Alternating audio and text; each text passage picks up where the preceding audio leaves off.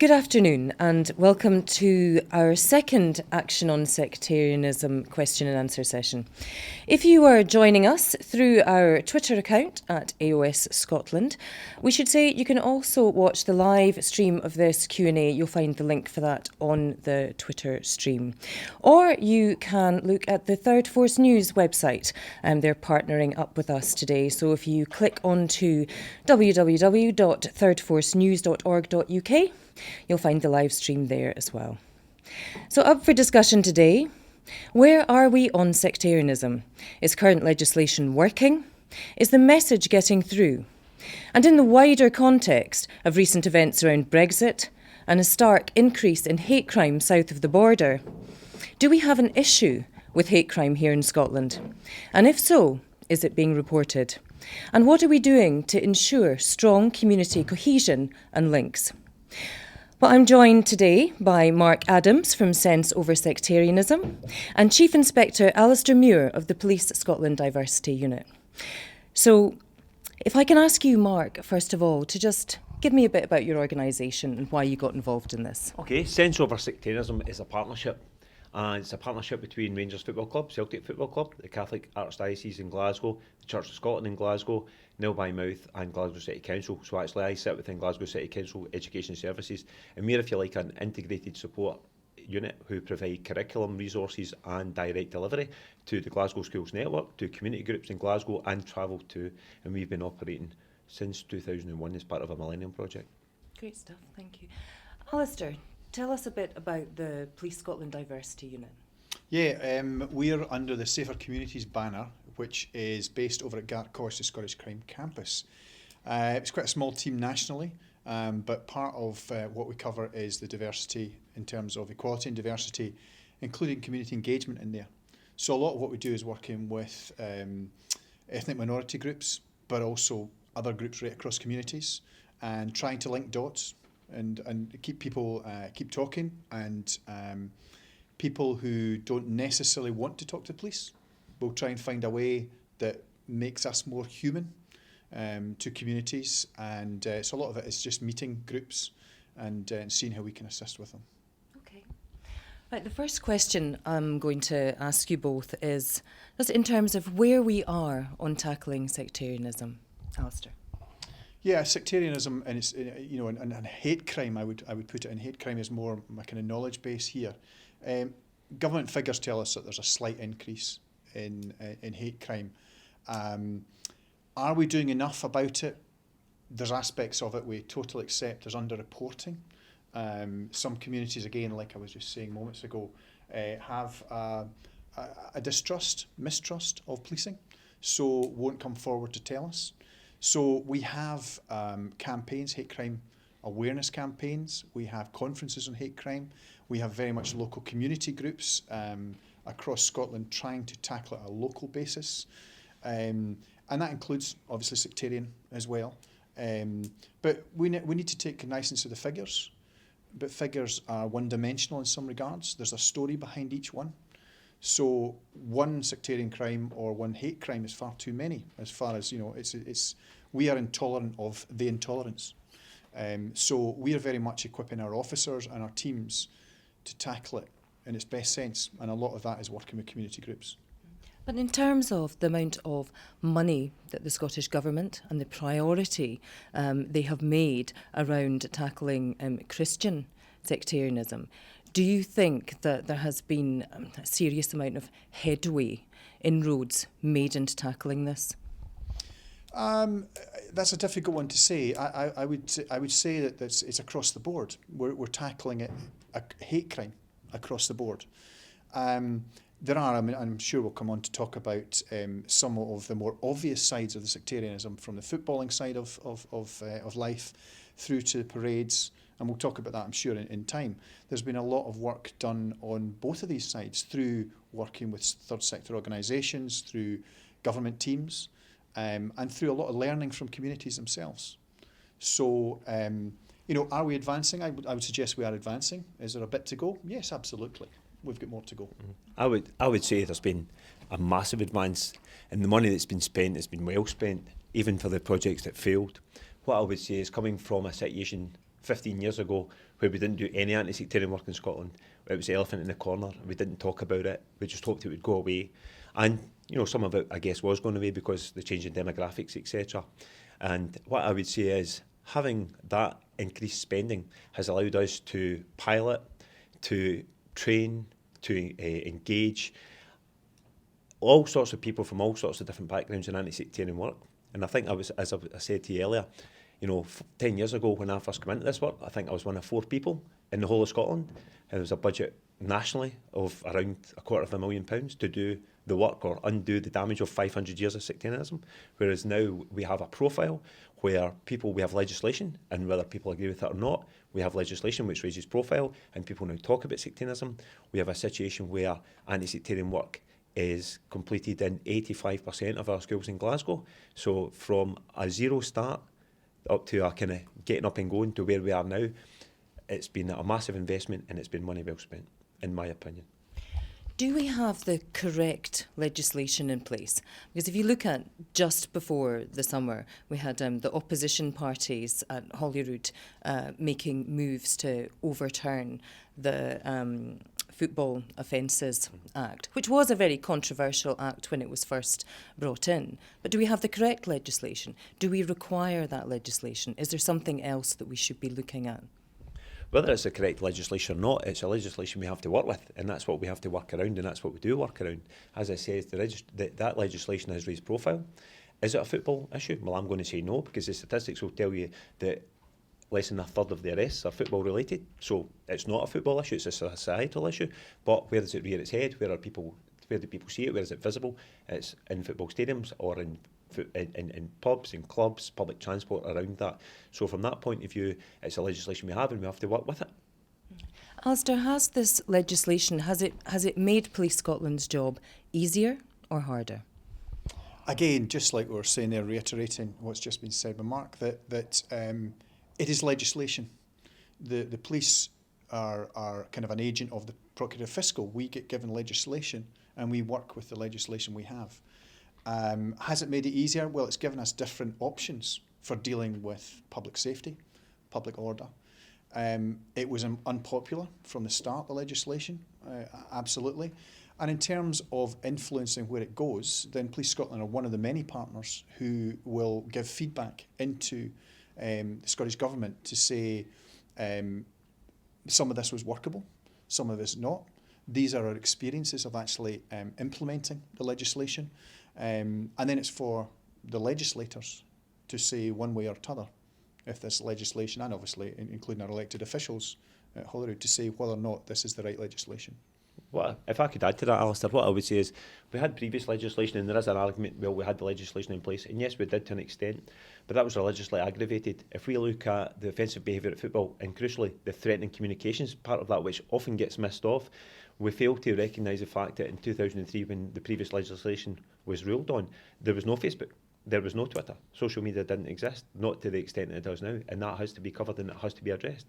What I would also say is that the whole kind of focus on sectarianism is not relevant, because if you look at offensive behaviour at football, it's about pyro, it's about racism, it's about pitch ingress, it's a whole number of other things that are covered there, and people really just get bogged down in this one area of sectarianism. And actually the work that I've been doing with the focus group at the police has been around all of this kind of general antisocial behaviour and anything that's related to football.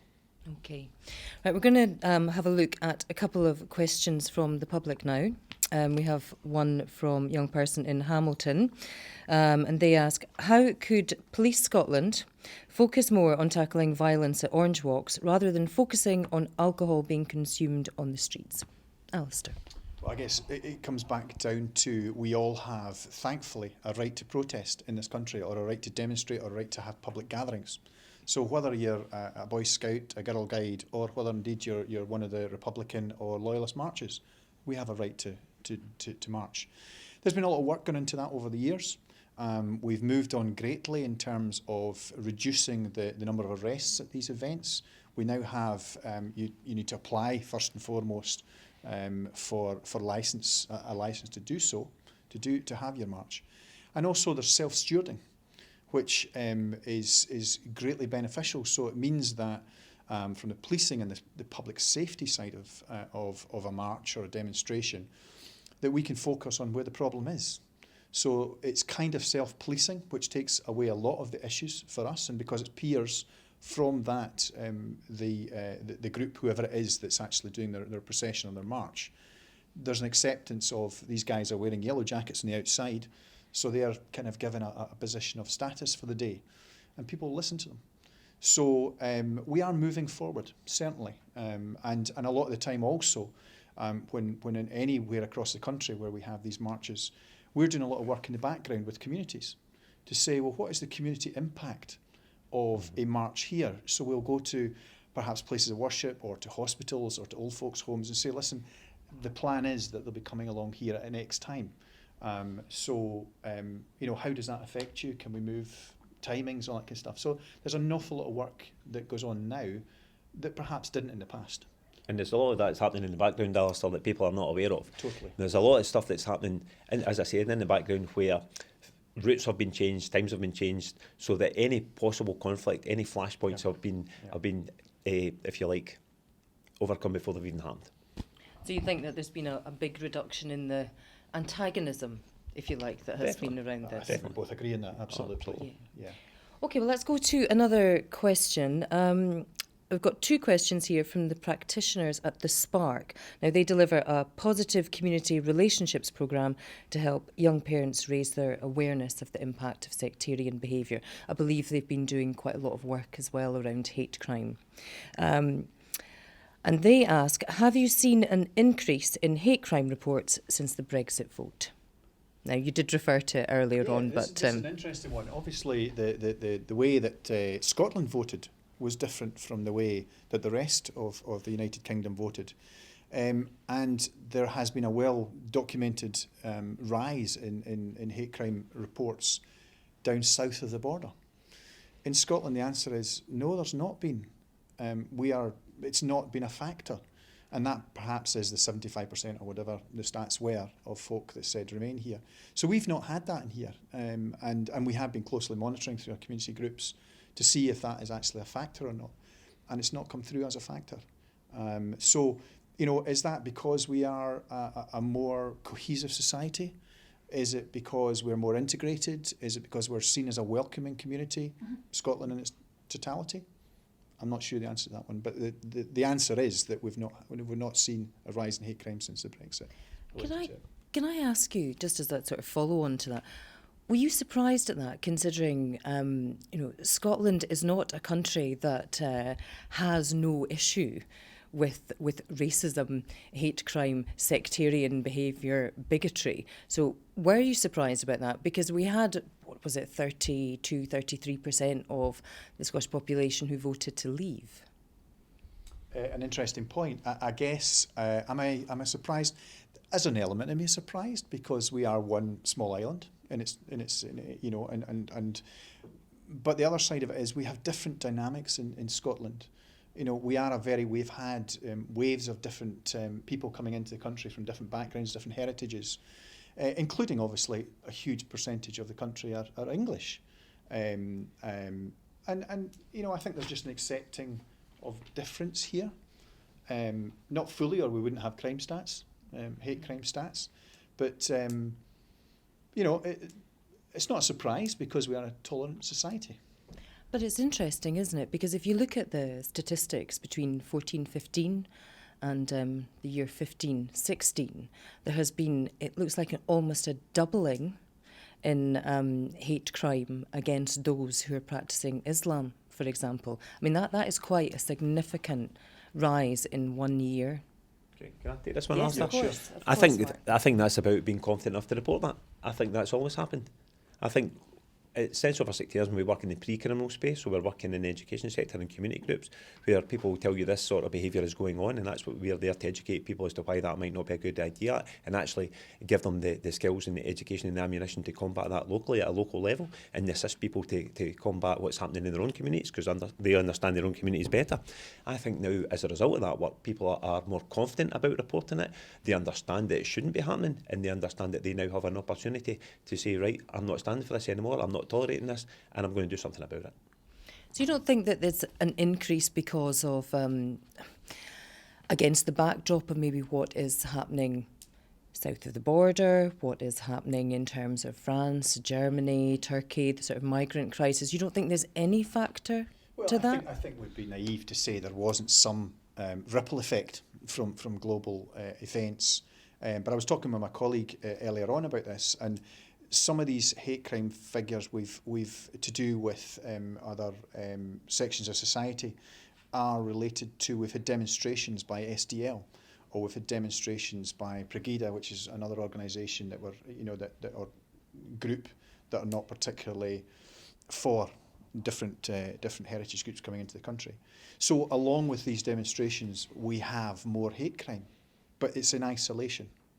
So that will account for a number of these rises.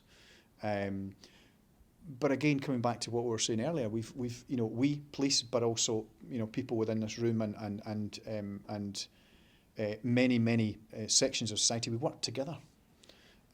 So going back to earlier on, that folk are more confident to report it. I would say there's been an awful lot of focus on the Muslim community to help integration. They themselves, within their own community, are helping themselves to integrate. And that sounds terrible, them, because it's not, it's us, integrate together. So there's confidence in the systems that if there's a report made, again, by this or many other communities, it'll be taken seriously. So the awareness raising has an impact on this as well.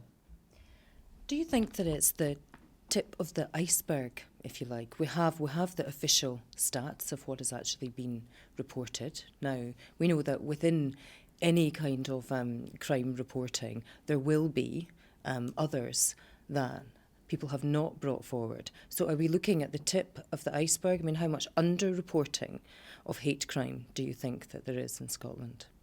Would that not be indicative of any crime? Yeah. Mm-hmm. Yeah. Yes, but if we're talking about hate crime, obviously with your diversity unit, you're out and about, you're speaking to communities, you surely must get a sense of how much under-reporting there is, whether it is an issue that is just simmering under the surface and increasing year on year. Scotland is changing, it's forever changing, always has changed with different groups coming in here. If I can give an example of, I work with refugees a lot of the time as a police officer, but in my spare time, as it were, which is a bit complicated. But a lot of the time I stand, and these folk are coming from horrific stories that you and I can't imagine. And I stand there in this uniform here, and I say, listen, I haven't got a gun. Or just the fact that these folk are in the same room as a police officer is absolutely alien. Or indeed anybody from authority, local authority, it doesn't matter. Somebody from a bank or anybody, because they're coming from situations where many, the stories you can read yourselves, but it's horrific. So, are these folk that have just perhaps arrived here, or, second generation, and they're living with that story, going to come forward and report something? I don't know if they would. So by breaking these barriers and putting yourself out there, all of us in this room who work with youth and other agencies, if we can put ourselves out there and make ourselves more accessible, more visible, then the chances are that more people will have confidence in us to report. Yeah. So we're on the journey. That goes back to your earlier question about how well the government's money's been spent. If you think about, we went from 4 funded projects to 44 funded projects. There's, by the very numbers involved, more people are trained, more people engaged, more people understand and are educated, and more people know what to do. So therefore, that brings into that success. But you will get a lot of people who don't report because maybe they feel strong enough now to combat it themselves, to actually say, excuse me, what do you mean by that? That's not good enough. And I could give you many cases out where that's happening in schools, that's happening in community groups, where local solutions for local communities. Mm-hmm. So you're seeing quite an overlap with sort of traditional, if you like, anti-sectarian work and other sort of hate and prejudice issues. Definitely. If people are given or have already an understanding of what prejudice is, and how harmful it can be, what discrimination is, and how much damage it can do, then they'll be less likely to get involved in that. Mm-hmm. And I think even from the legislation helps even to some point of view where you'll get somebody say, here, you can't say that anymore. Whereas previously that conversation would never be had. Now maybe that's just, if you like, well, we know we can't do it, we've been told not to do it. But there's still an understanding that, that's not right. So I would say, that's been a big change. Are you Sorry, saying? if I could just say, just to support what you're saying, last September, October, there was a hate crime awareness week. And just on the back of that, I think it was nearly 2.5 million views on social media, and through Facebook as well. There was nearly 200,000 actions on it, and we saw a distinct rise in reporting for a period after that.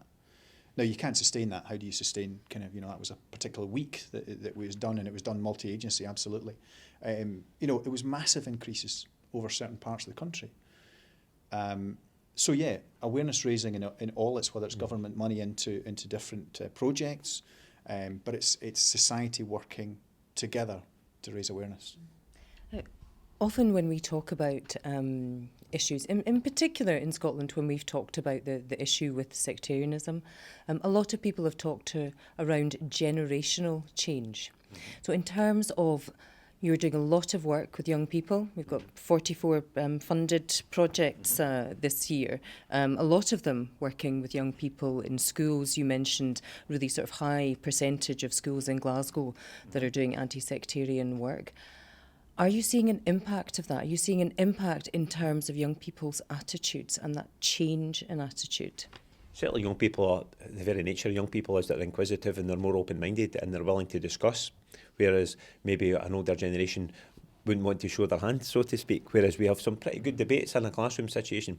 I'm pretty lucky in terms of I get to work at different age levels, so I work with primary 7s, I work with S2s and I work with S5s, and you can get some really, really good conversations, some good debates about why this might be right or why this might be wrong or what the origins are of this sort of stuff. Now, if you're getting that happening at all, that means you're making ground. People are more informed, they're willing to have a debate, and it's not just here's Mark coming in, we better keep quiet. I'm being challenged, about things that are said or some of the stuff that we cover within the Divided City or within Scarf for Life or within our employability, sectarianism and social media modules. We're getting challenged with some of the stuff that's coming in, and that means that young people have engaged in it. So that can only be a positive. Alastair? Yeah, and it's also, again, evidencing it, we have the Police Scotland Youth Volunteers, who are young people who come under the kind of banner of Police Scotland. And it's all about volunteering, and it's being a good citizen and giving something back. And they're working alongside many of the charities we talked of today to learn about sectarianism right from an early stage. So, and there's peer mentoring there as well, back into their communities. And these are folk from every strand of society that are coming into this. So there's really, really good stuff that I never got when I was a kid, by any stretch of imagination. So, we're because the sectors are working together so much better and more efficiently than they ever did before. I've got a lot of hope, definitely, for the way we're progressing with young people. In terms for long-term attitudinal changes, it's very difficult to term, because quite often when we're talking to S5s, S6s just now, they're some of the first generation who have ever studied Divided City and ever done any anti-sectarian work in primary 7. Maybe it's only been done seriously for about the last 10 years, so it's going to take time. Yeah. But when you talk to S5s, they will still remember what they did. I'll go into a secondary school and they'll remember me from primary 7. Maybe because I'm loud and all the rest of it, but it's because they've totally engaged in the subject matter, and they want to do it. You can only at this stage give anecdotal information to say how well that's done. A big part of what we do, and just give you a one-off story, we twin non-denominational and denominational schools which are co-located in the same community. We give them up to £500 to do a local community project. We'll go in the school, children read the Divided City, they do anti-sectarian work, they do projects, they work together, do sport together. So St Marnock's and Crookston Castle and Pollock, who had never worked together previously, we worked there, kids made friends, they went to work in secondary schools, they did Scarf for Life in secondary schools. I got invited into Cardonal College recently by a group of young girls who had met through that project in primary 7, who are now doing a community project by themselves in Cardonal Project. No bidding of anyone else, they decided this was still an issue in their community and they were going to do something about it because they had learned the skills in primary 7 and through secondary school. That's brilliant. And having a look at the focus, and I think we can all sort of recognise this, that the focus has been very much on your traditional anti-sectarian work. Considering the rise in hate crime, Should there be more resources going into that? Is this something that has been off the radar for too long, do you think? I think that our resources are transferable. I think that when we're talking about sectarianism, before we even talk about sectarianism, we're talking about prejudice, we're talking about discrimination, we're talking about bigotry, we're looking at all that sort of associated behaviour, the zero tolerance or the tolerance that's associated with it. But I mean, not to harp back, you know, sectarianism has existed in Scotland for 500 years, and we've only been doing any meaningful work really for the last 10 years, so it's going to take a bit of time. And then wider equalities and racism have been around for that amount of time as well. So maybe we had a bit of an earlier start with racism, and I think there was also a complacency in Scotland that we've kind of dealt with that now.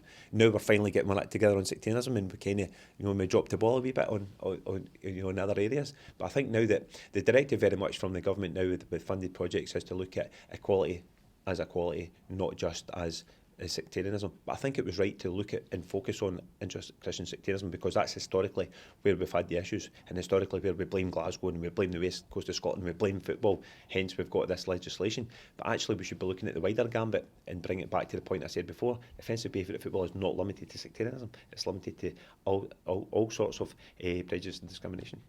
So it's more a change in our language as when we're discussing it then.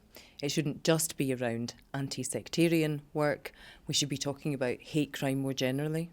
Yeah, and it's an inclusive Scotland. That's what we're working to, and the government certainly have set their stall out and saying this is where we want to be as well. So, you know, if we're all working together in tackling sectarianism, tackling hate crime, tackling the roots and the causes of each one of these, then it's going in the right direction. Certainly, you know, if we've got more schools and certainly if, you know, that are learning from each other, working together. Certainly our police officers, when they come in now and they go out to vision after their training, you know, they're getting exposed to different faith groups and learning from different faith groups about what is the approach to different scenarios they'll face. Mm-hmm. So, you know, we're trying to educate our workforce, our officers and staff, to a better level than perhaps we've ever done. Mm-hmm. And that's relevant to the changing society we have. So, looking realistically, what challenges do you need to overcome? I guess, you know, we all come with prejudice. Every one of us is, you know, will have from our own background, we'll have prejudice. There needs to be a willingness, and I talk from my own organisation, to listen. We need to learn from others. We do not have the answers. We've been charged, certainly under the Christie Commission, to work better in partnership and in collaboration with others. And we are doing that to a level, but we can always lift it up another level. So, you know, we're doing good stuff, but we can always do more, I would suggest. Yeah, I think a lot of the work is in its infancy, a lot of the partnerships are in its infancy. So, for example, you know, the work I've been doing in the focus group within the police, it's very much just at the start. So, you know, it'll take a bit of time for that to embed. But what I would say to you is there's a willingness out there. Yeah. There's a real willingness out there. We talk about, I was tasked 2.5 years ago to put together resources for secondary schools, which didn't exist. We've got 30 secondary schools in Glasgow, so we developed a resource. Schools were putting their hands up to get involved in the pilots and the evaluations, etc. And we now, our resources are now being delivered in 26 out of those 30 secondary schools within 2 years. That tells you there's a willingness, that tells you that, you know, the focus has been right, and it tells you that people want to do it. But again, it's only 2 years. So it's going to take time. Now, looking at the wider context, how has the media impacted, do you think, on the perception of our ethnic minority communities? Yeah, I guess defining media, because we've got online and we've got you know, the actual opening a paper kind of side of things. And some of them are online as well. And some of them are online as well. And the, you know, the good news does not sell newspapers, is the old adage. So an awful lot is sensationalised by different sections of the community. And it depends, in many respects, your prejudice or otherwise can be affected by the newspapers you read. Mm-hmm. And what you're fed from an international basis. You look at some of the headlines we're seeing just now, and my colleague in the audience and myself, we spend a lot of the time and our teams putting out reassurance messages. We were just doing one at lunchtime there, follow up to one we put out yesterday for the horrific attack on the murder of the French priest in Normandy. So, there was messages put out to Interfaith Scotland, to the Church of Scotland and to the Roman Catholic Church, and then that will filter down to community groups from our communities, churches across the country. So we're kind of playing a reactive game in some respects. The media drives an awful lot these days. We're on 24-hour loop news, so the news is filled by stuff that perhaps in years gone by would never have been in there. Mm-hmm. So, we have, every organisation now has media officers, has communication officers to counterbalance where we are. But that being said, we've got a lot of friends in the media as well. So good news stories do get out. And what some of us that we're talking about this morning, there's cracking good news around here. Mm-hmm. What the young people are doing, what organisations here are doing as well. It's somehow finding an outlet for that through the media. Yeah, I think you have to look at it very separately, your social media and your print media. If you look at the print media this morning, so your right-wing papers, post-Brexit, economy's booming. Your left-wing papers, economy's hammered. Okay, so effectively they're telling their readership what they want to hear. Okay, so how relevant is that? I'll leave other people to decide. Social media, if I ask a class of 30 young people how many of them read a paper every day, not a hand will go up. They get their news off Facebook, they get their news off Twitter, they get their news off Insta. They're out there and that's how they experience it, okay?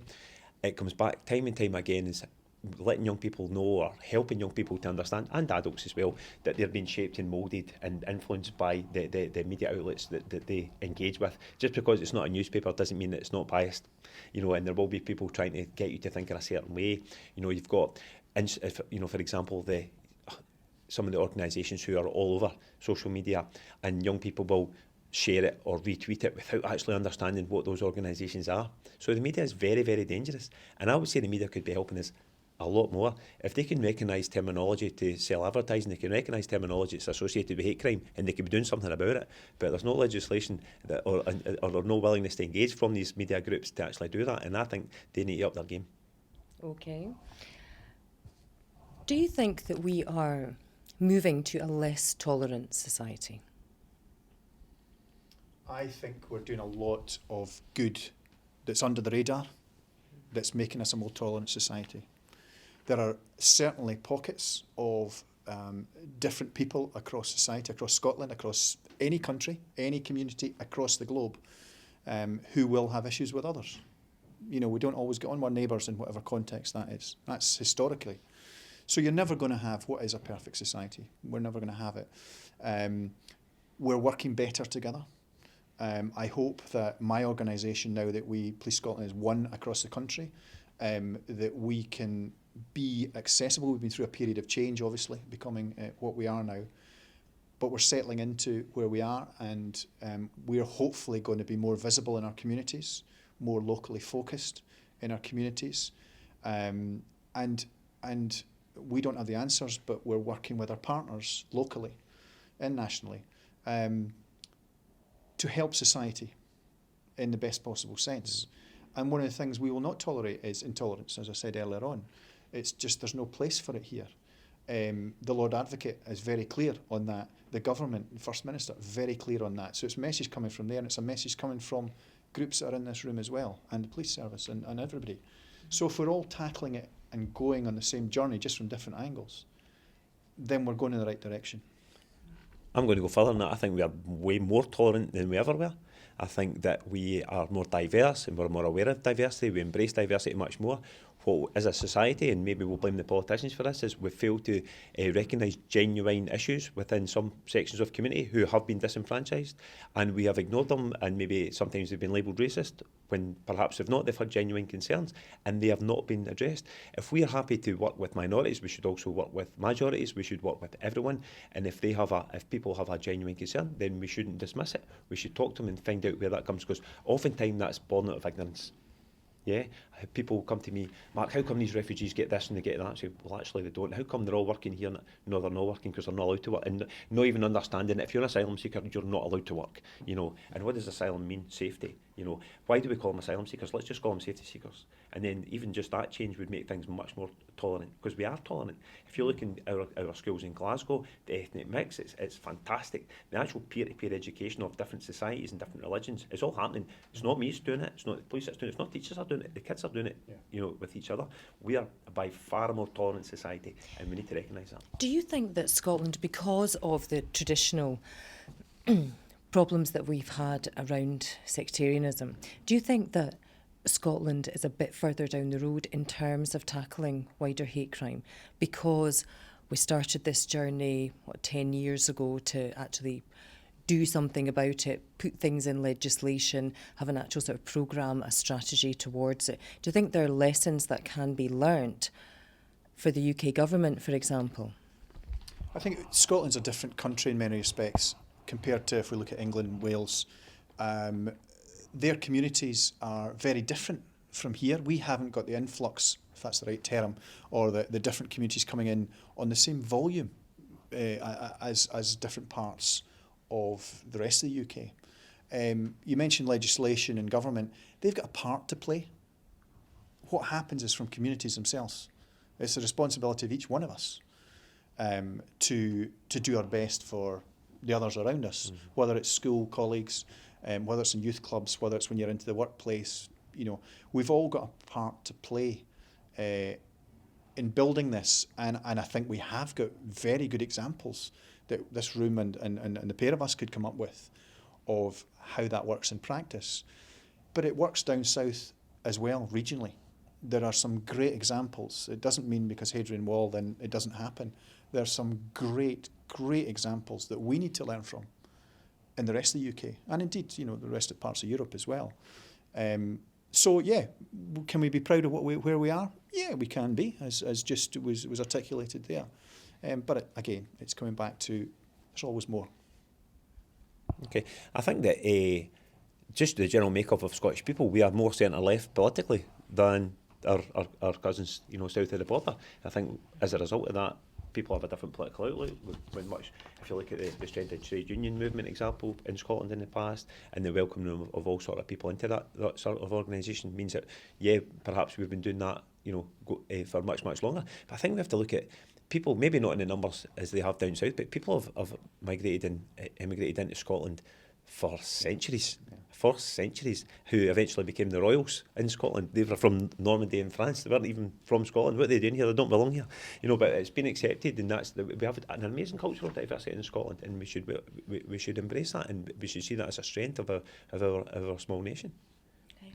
And having a look at the Action on Sectarian website, which is bringing together, gathering information, allowing practitioners to share what they're doing. Is this something that we could either use as a model, or do we need to extend it to wider hate crime? Well, I think I had alluded earlier on to the fact that a lot of the work and resources that's been developed is transferable, and I think a lot of the work that's actually happened, because a lot of the work is driven by the community. So if you're engaging your community and you want to talk about inter-Christian sectarianism, but your community doesn't want to talk about that, then you know you're backing up the wrong tree, and you need to listen to your community and talk about things that concern them. So I think a lot of those conversations have happened anyway, and I think a lot of the resources have been developed along those lines. I think all of this should be community-led, it should be community-driven, it should be local solutions for local people, and I think that if we just use exactly that model, maybe we just need to change it from action on sectarianism to action on hate crime. You know, I think the portal works. I think, you know, you've got all sorts of resources that weren't available now, and if you're a community group and you've identified an issue, you've now got a space where you can go and find the resource, you can go and find the people to help you to deliver that resource or train you to deliver it, you know, and there's no reason why you couldn't just extend action on sectarianism to cover, you know, all 9 protected characteristics. Okay, Alastair? Really echo that, absolutely. I mean, it's a fantastic collection point for more than just individual. There's a synergy in there that is really got to be, you know, absolutely recommended. So can it be adapted into hate crime? Absolutely.